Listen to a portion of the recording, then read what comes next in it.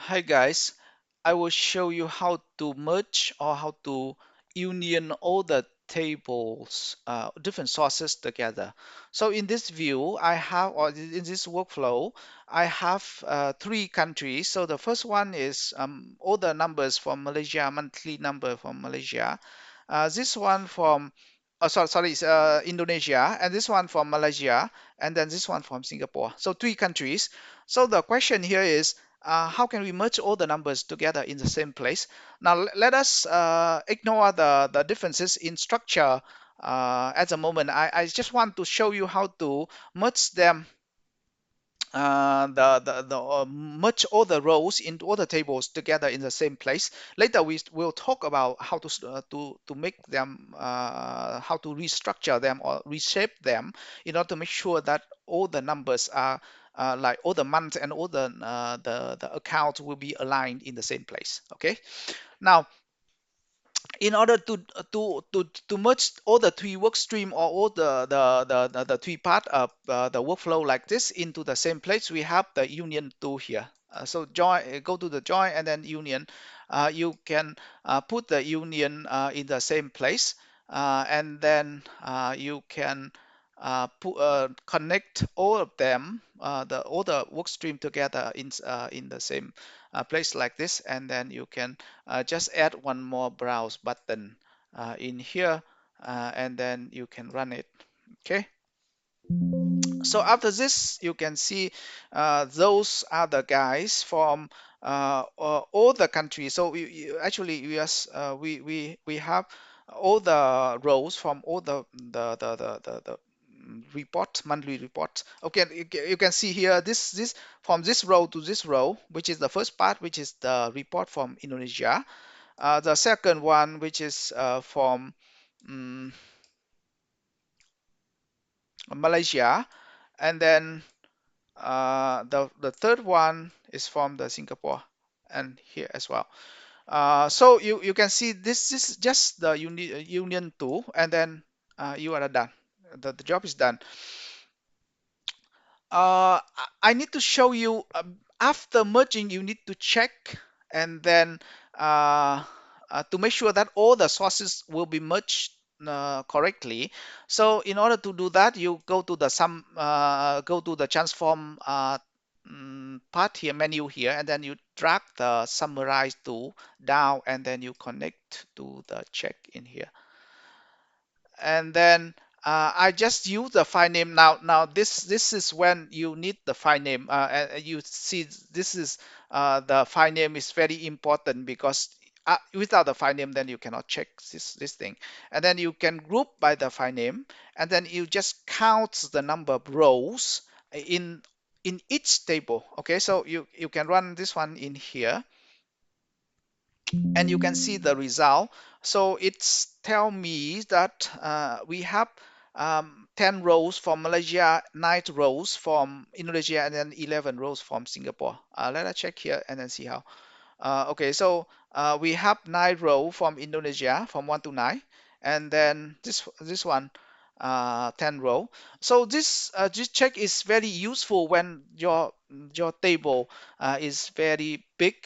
So each of them is very big. For this one is I just want to give you like 10 row, 20 rows, because I just want you to understand the concept. But in the real situation, it can be like a few hundred rows, and then if you don't use the summarize button to check them, then it will be very difficult for you to check the the whole thing. So in this case, I think everything is fine. I have all the rows.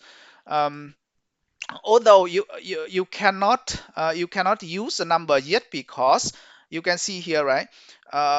In column 2 I have this thing. So I suppose to match this column, and this is a market column, right? So this one, and then this one, I think I have to align them, the statistic in here, and then in here, and then in here I have, so one of them is in column F3, one of them in column F2, and the other one is in like F4. So basically they are not aligned, and then it will be very difficult for me to use a numbers to summarize this column. And also the same thing you can see here, the month start, right? In here April from column F4, and then in here from column F5.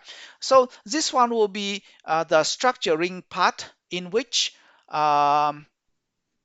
you can do later, or you can do during this one, but normally I won't do in the merging here. I will do it later. Okay. So so this is the tool you need to merge all the tables together, and then this is the tool you need to check all the sources, to make sure that all the sources will be in your in your union, or in the merged data. Okay, so this one, after this, you can also you can actually save it into the one single output, or the consolidated output. And normally what I suggest you to do is to use this option to input the to output data in here, and then use the connection to the first option in here, the first option, which is alteryx database in here instead of Excel. Okay, so now the reason is why not Excel? Because this one is very fast and it's very big. So Excel, if you go to like few million rows, it Excel will actually few hundred thousand row, it will die already. And then it's very difficult to open. And then also sometimes the numbers will be converted into maybe other format, and then you cannot uh, compute anymore. But this one is very robust, in the sense that it will get very big, and then it will get very big, and then it also get it will keep the format of the numbers, and then all the date for you. So it's a better option than Excel. Okay, so and that's this one. I just give you an example. So I will go to the clans table here. It's my location, and I will save it at consolidated monthly numbers from Indonesia, Malaysia, Singapore, and market. And then that's it. Okay, so you can see here as well. So you can see the name of the file, which is consolidated monthly numbers from the three markets. And then after you run the workflow, and then you can see this the output files here. This one only alteryx can see it. So if you want to see yeah, open in Excel and the other form, you have to convert this one into Excel before you can do it. But if within alteryx, this one is fine.